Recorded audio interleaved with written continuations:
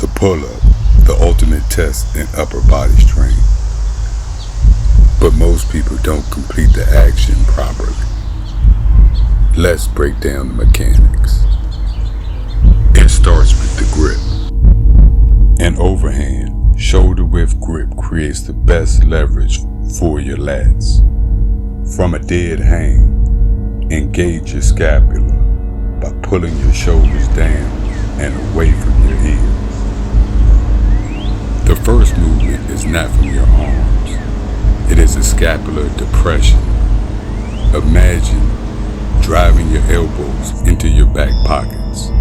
This recruits the lat muscles, the primary engine of the move. As you ascend, your elbows move in a vertical plane. Contract your core muscles. You are not pulling yourself up to the bar. You're pulling the bar down to your chest. Clear the bar with your chin, but do not crane your neck over it. The finish is a controlled eccentric, the lowering phase, where the most muscle fiber recruitment happens. Master the mechanics, and the reps will follow.